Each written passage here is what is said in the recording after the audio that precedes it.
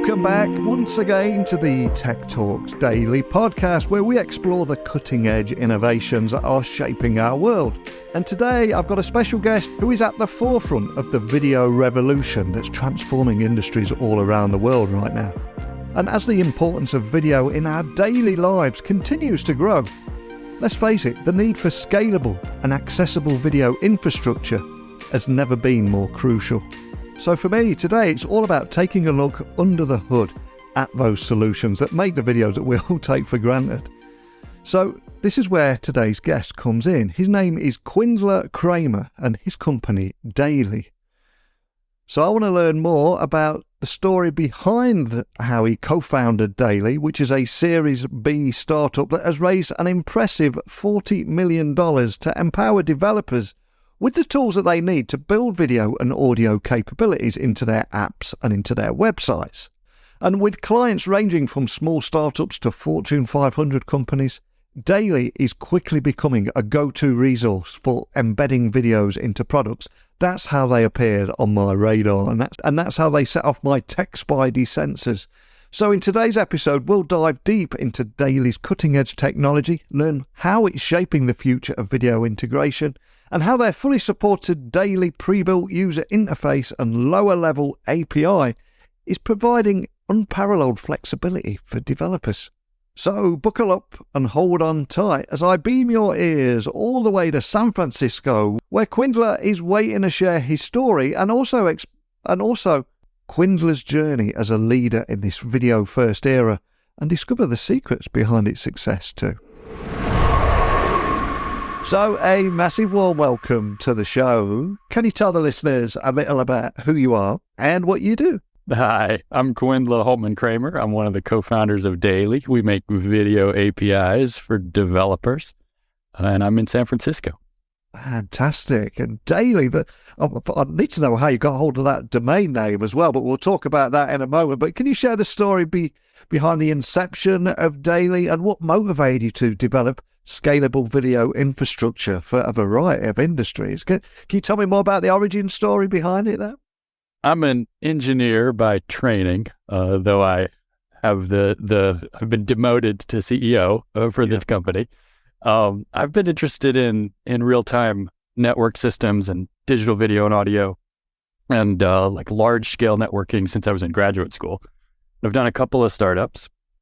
In 2014, I exited my previous startup and spent a couple of years trying to figure out whether I wanted to do another one. And if you've been a founder, you know you both probably are a little tired at the end of a run, but you also probably have a lot of lessons you feel like you want to apply to the next thing. So I spent a couple of years camping on beaches in Baja, California, but decided I'd never quite, scratch the itch completely to build really big video infrastructure. And, 2014, 2015, we really felt like we could see an inflection point coming where video was just going to be everywhere. Everything we do online, everything we use our digital devices for was going to have a video component. And we thought it was both super interesting from a technology and engineering perspective, also really interesting from a business opportunities and sort of a cultural moment perspective to build tools for video. And I'm curious, from that personal standpoint, from when you've exited and you're in the wilderness for a while, you could just relax and drink cocktails on a beach for the rest of your days. How long was it until that itch started again and you wanted to scratch it and you wanted to get back out there? I'm curious how long that was, because ultimately we all need a reason to jump out of bed in the morning, right? It never really went away. I actually wrote a bunch of Haskell code and did some compiler stuff, as well as, doing the camping and the surfing. Yeah. But I just wanted to make sure I was doing the right thing because startups are so all-consuming. And a really good friend of mine who was early at Google and then at Twitter, I was talking to him right during this period, and he said, I tell everybody who's coming out of like a super intense work experience, just take 90 days if you can. Like you may not be able to, you may not have the runway, the financial wherewithal or whatever, but if you're lucky enough to have just a little bit of flexibility, take 90 days before you make a big career decision. That'll give you a little more perspective. And I think that was really good advice. Yeah, fantastic advice. And Obviously, the world has changed so much in the last few years. I'm curious from your observations, how have you seen the demand for real-time audio and video integration evolving over the last few years? And what role does Daily play in meeting that increasing demand too? Well, I think the really short version is COVID accelerated a lot of stuff for what we do. I mean, we started Daily in 2016, and honestly, we were actually a little bit early. We kind of had to flail a little bit while we were trying to find product market fit. We knew video was coming, but we had, early on, 2017, 2018, we just sort of struggled to figure out what we could ship that would justify being a venture-backed, company that was aiming for scale. What changed things initially for us, and I think for the kind of video market in general, was Apple fully supporting WebRTC in Safari and mobile Safari. So that happened at the end of 2018. I had sort of thought it would happen earlier. I thought the momentum around WebRTC was, coming together, and it was. It just, sometimes it takes longer than you think it will. And so at Daily, we started to get a lot of really interesting kind of broad base of customers coming to us 2019 because we could kind of support all platforms. We could give you SDKs that would run across every platform your users might be on. And 2019 was really fun for us because we had, an influx of customers that were dictating our roadmap and pulling features out of us and all that stuff you hope will happen. So we raised a second round of funding in really late, I think 2019, and felt like we had a great plan going into 2020. We were going to grow. There wasn't a whole lot of competition, but there was a validated market. Well, we didn't have a good plan for 2020, but nobody had a good plan for 2020. And when COVID really hit in, call it March 2020, our peak traffic went up 30x in like a week. Wow. And it just kept growing. And so we were still really small then. We were 6 people, I think, and most of the infrastructure had been built by like the DevOps and infrastructure stuff was still mostly just me. And so we had lots and lots of really short nights and, PagerDuty alarms going off all the time, just trying to add AWS capacity as fast as we could, trying to fix bottlenecks in the infrastructure that we knew were there, but didn't think we needed to work on for another year. And it was kind of a crazy scaling experience. Now, a lot of that growth was for our free plan and for the demo app that we had up that was kind of a Google Meet or, Zoom in the browser kind of application. So we had lots of schools that were going remote and they were using our demo app, and companies trying to build quickly, but just because of, the shape of the market, using lots of free minutes were usage-based pricing. We ultimately felt like we needed to shut down the demo app that was consumer facing because that was not going to be our business, and there were good options with Google Meet and Zoom, and that helped a little bit sort of manage the growth. But we tried to keep the free developer plan pretty generous, and the growth just kind of kept going through 2020 and into 2021. In a lot of ways, that was a great problem to have. It was also just super stressful.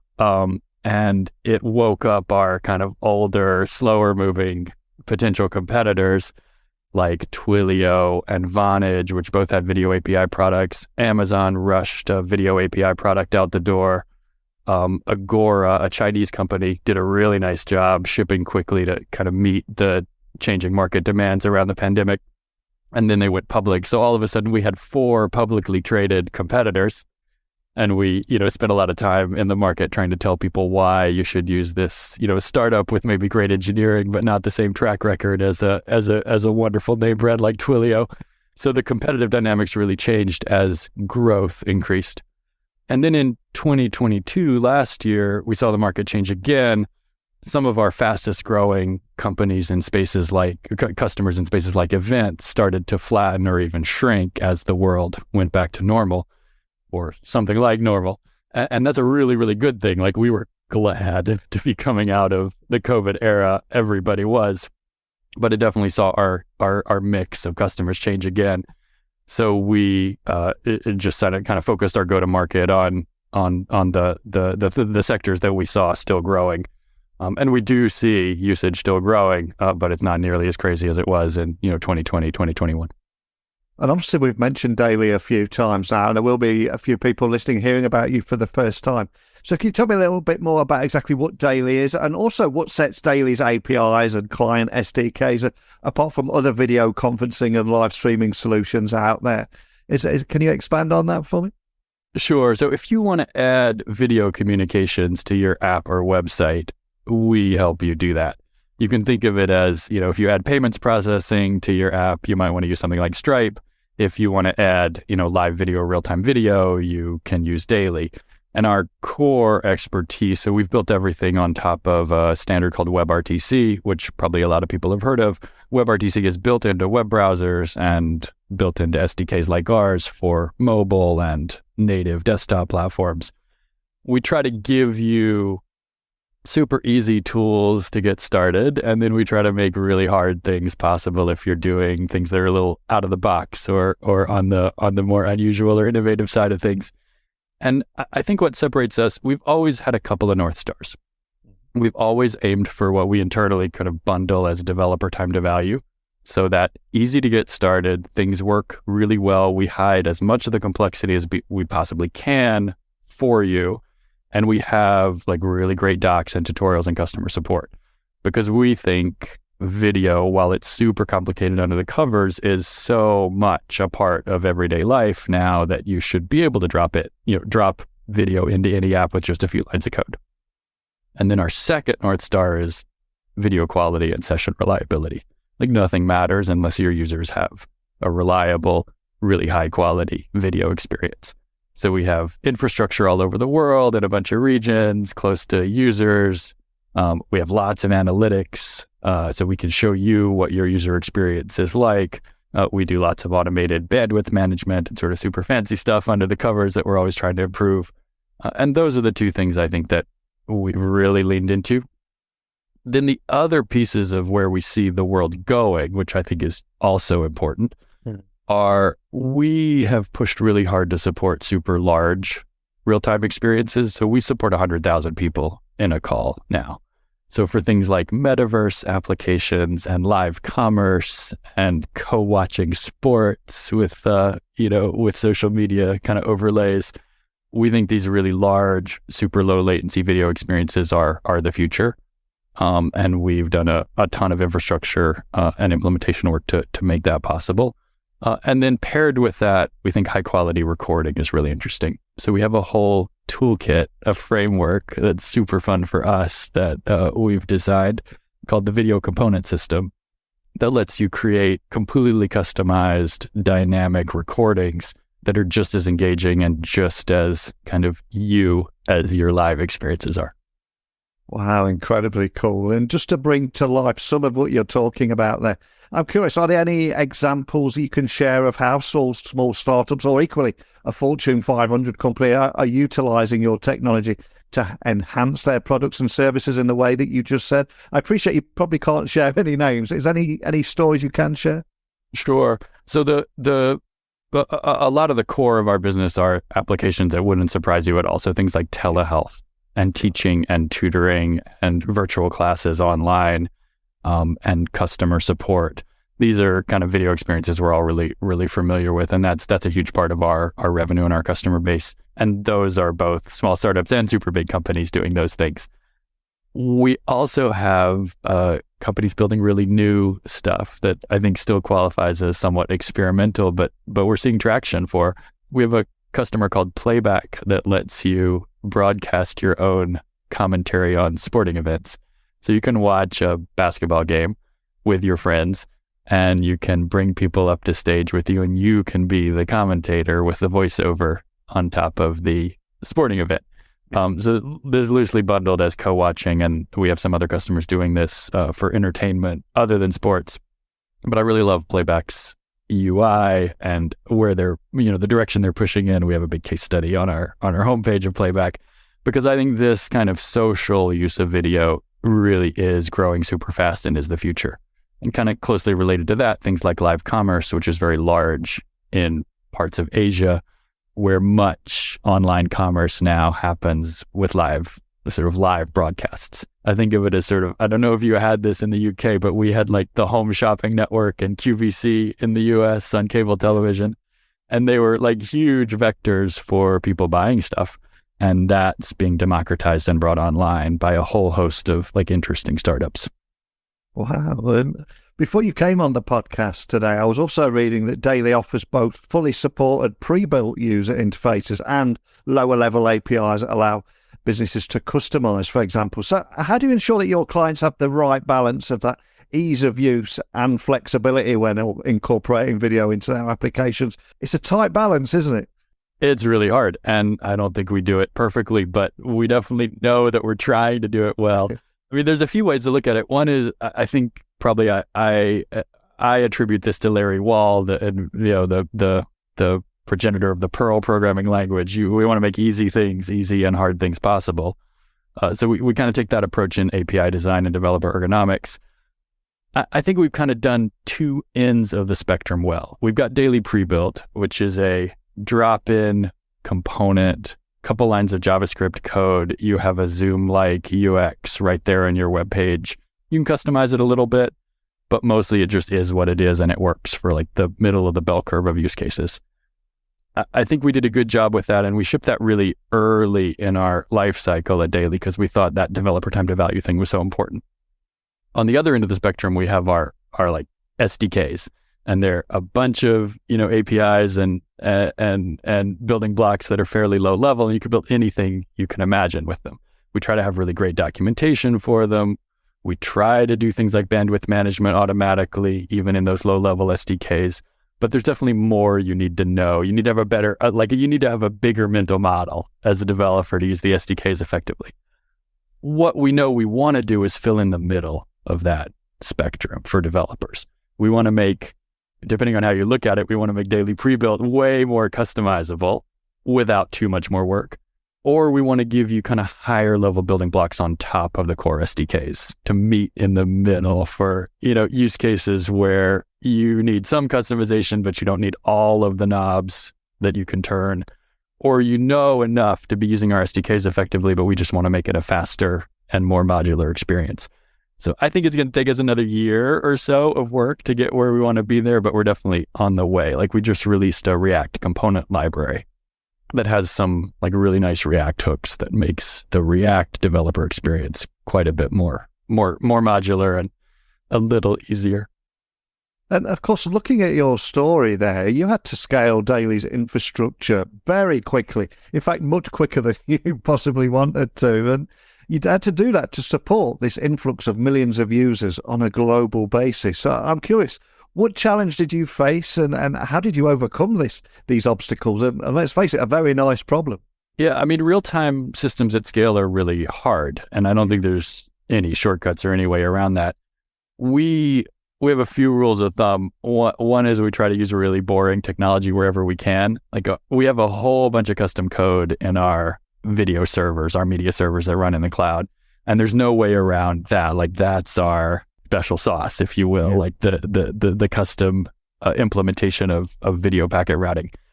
But everywhere else, we just try to use like really vanilla SQL database technology that we understand really well. We try to use systems we've, have 20 years of experience as developers and DevOps people with.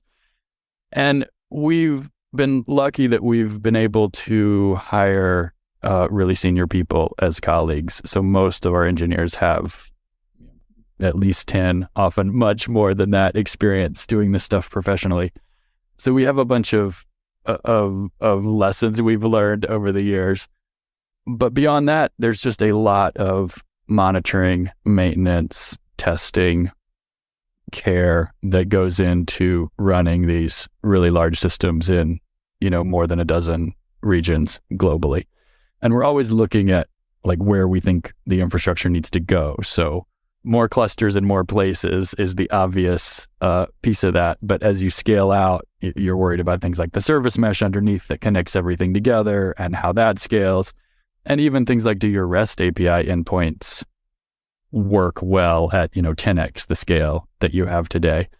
So we try hard to stay out ahead of all those sort of known questions. And then we just trust that the stuff we, have missed or the unknown stuff, we have a bunch of monitoring and tooling in place that lets us react to really quickly. We think of ourselves as an infrastructure company. We think of ourselves as building infrastructure for the future of the internet because, the majority of traffic today on the internet actually is video. And we think there's a whole bunch of stuff that can be done to make real-time video, like UDP rather than TCP video, more and more and more effective. And we think we can, if we do that right, we think we really improve what's possible with video on the internet. And of course, this space is moving so quickly at the moment, and these new tech advances being announced almost every week. And if we go back, just 6 months ago, anybody outside the tech industry had no idea what generative AI or ChatGPT was, and it's all anyone's talking about now. And in your industry, with the ongoing advancements in WebRTC and other communication technologies, how does Daily stay ahead of the curve and continue to innovate in the realm of real-time audio and video? Because it does move at breakneck speed, doesn't it? It really does, but it's a funny mix. Yeah. So I always think about that Bill Gates quote that in 1 year, things change less than you expect. Yeah. In 10 years, things change more than you expect. And that really feels like it applies to our world. Take for codecs, for example, like we depend on, really great video compression technology to make what we do possible. And we are super excited about this kind of next generation of codecs that's coming. Things like AV1 and on the way there, HEVC and VP9. But today, we almost all use VP8 and H.264, which are 10-year-old technologies, because codecs change really slowly for a bunch of reasons. The main one being that they're compute intensive. And so for wide scale usage, you really depend on hardware support for codecs to make them work across like everybody's devices everywhere in the world. So we have to both try really hard to help accelerate that future and, have support for these new things as soon as they're useful to people, but also sometimes just kind of wait for the world to catch up and for the technology to diffuse everywhere. So it's kind of a funny balancing act.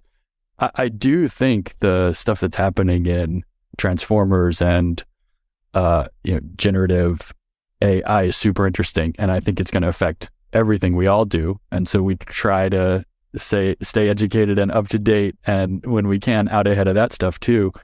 In particular, things that were possible but probably not cost effective before continually become possible. So for years, we've had lots and lots of customers say, I'd like to do transcription of every video call. And we say, great, we can totally do that. We have an integration with this great partner called DeepGram. We have other options for you. Let's do it. And then we show them what it costs, and they say, oh, well, maybe we didn't want transcription anyway. And that's such a template we keep in mind as we think about how to support our customers. Things have to both work really well, and they have to be cost effective for a broad set of use cases. But that curve changes, and we try to push that curve down for people and make things more and more affordable to support more and more use cases. Because ultimately, the more people use our stuff, the more interesting for us the world is, and the more we can do. And you probably can't share too much here, especially with your competitors may or may not be listening, but what does the future hold for Daily? Can you give me a glimpse or a teaser into any upcoming features or improvements that you're excited about, or just things that you're focusing on right now? We're doing more and more on mobile devices. We've really put a bunch of effort into building this really cool Rust-based core stack that lets us cross-compile a single code base to Android and iOS and WebAssembly. And we're really excited about that internally from an engineering perspective, but even more so, we can ship more and more features more and more quickly cross-platform to all our customers. So that's a bet we made that I think took a while to really, come to full fruition, but it is there now. And so we're excited about that this year. We're also continuing to push on those larger and larger sessions, so really low latency, large video experiences, plus super high quality recording, because we think that is the future. And we think we're way out ahead of where most people are on that. So we're trying to talk really clearly about what our building blocks let you do, and then see what customers build. Because the most fun thing for us about making tools for developers is that people build stuff that surprises us. Like, people build stuff we didn't think of when we made these building blocks. And we think if we've done our job right, that's what happens, is that our customers build these amazing things that delight and surprise even us. Wow, I think it's a beautiful moment to end on. But before we do, and I know you've listened to the podcast before, so you probably know what to expect here, but I'm going to ask you, is there a song that means anything to you, has inspired you, or just your go-to song when to get your head in the zone, or maybe just to relax and take your step away from the tech for a few moments? All I'm going to ask is, what song would you like to add to our Spotify playlist for everyone listening, and why? I would like to add the 1973 Herbie Hancock recording of Watermelon Man, which is a jazz standard and one of my favorite songs. And the 1973 recording is interesting to me as a tech person because I think it shows a platform shift in jazz music, and we live through platform shifts in tech. We just talked about how we're probably living through the beginning of one with generative AI. Herbie Hancock has recorded like 40 maybe studio albums, and they're all amazing. But from like 1971 to 1974, he recorded 4 albums that sort of catalyzed or helped to catalyze this shift to electric jazz, or what we might call, I think, like jazz rock fusion today. Yeah. And he went from being this kind of amazing straight ahead jazz musician playing with everybody in the 1960s, playing acoustic music, to pushing the boundaries of using electric pianos and analog synthesizers and this whole new approach to music. And he had written this song, Watermelon Man, for his very first album, which I think was maybe 1961. And it was a big hit. Like, it was a hit for him. It was like a Billboard Top 100 crossover hit. And then it was recorded again by a guy named Mongo Santa Maria and was like a top 10 crossover hit. So it was already like this big song, but he totally reworked it for this 1973 record, electric record, where he plays these electric pianos. And the song starts, rather than being like a straight ahead jazz standard, it starts with these beer bottles played like a flute, which were explicitly inspired by recordings he'd heard of musicians in Zaire. And so I just think like there's this technology change to electric instruments and synthesizers, and there's all these new influences that he's pulling in. And then there's this incredible musicianship that sits underneath all of it. And I just find it amazing to listen to this, not just 60s Herbie and 70s Herbie, but also 80s Herbie. So he was like an innovator through like 3 eras, at least, of American music. And he was on like the cover of Byte magazine with his like synthesizers in the early 80s. And there's this unbelievable Sesame Street episode where he shows kids how to use the Fairchild, I think it's called, like really early digital synthesizer. So, I mean, like, I think a lot about tech and platform shifts, and it's really fun to think about somebody like Herbie Hancock from like outside our world who like catalyzed these amazing platform shifts. You might think about it in music. Wow, man, what a great track. And not only that, what an amazing story behind it. You really helped bring that to life there. So I'm going to get that added straight to our Spotify playlist. And for anyone listening, just wanting to find out a little bit more information about Daily, explore the topics we've talked about today, or maybe even contact your team, what's the best starting point for all things Daily? Yeah, just come to daily.co. And you can find like lots of stuff, including our community, where you can ask questions about video and codecs and all the fun stuff we do. We're on Twitter too. You can find us, at TryDaily on Twitter. And we really, really love talking about video, as probably been overly clear here in this session. So yeah, come find us and come talk to us about everything we do. Awesome. Well, thank you so much for taking the time to come on here and share your story today. I love what you're doing there, and that ability to lead in this video first era, and how you believe it will separate the top 1% of growth in companies over the next decade. So with that in mind, at Daily, you've designed this scalable video infrastructure that serves a diverse range of companies and use cases. But more than anything, just a big thank you for sharing that with me today. Thank you for your time. I'm a big fan of the podcast. Thanks for having me on. And that wraps up another episode of the Tech Talks Daily podcast. I want to extend my heartfelt thanks to Kwindla, the co-founder and CEO of Daily, for joining me on the podcast, sharing his expertise on video infrastructure and how it's revolutionising businesses across the spectrum. For me, it's truly inspiring to see how Daily is empowering the developers to seamlessly integrate video and audio capabilities into the applications, into the websites, and open up new possibilities for interactive live streaming and innovative experiences. And as Steve Ballmer once said, it is about developers. And this stuff that goes on under the hood, this is what we need to shout about and learn more about. That's one of the many reasons I record this podcast every day. And as always, I appreciate each and every one of you listening for tuning in and being part of this little tech business community that we're building here. And if you want to learn more about Daily and their groundbreaking work, head over to their website, explore some of the APIs and pre-built UI solutions. And for you listening, don't forget to subscribe if you are listening for the first time. If you have time, please, if you would leave a rating and review, I will owe you a beer if I'm in your neighbourhood. I do come to tech conferences a lot, so if you leave me a rating and review, send me a screenshot. Not only will I tweet it out and thank you and give you a shout out on the podcast, I'll also promise to buy you a beer or a coffee next time I'm in your neighbourhood.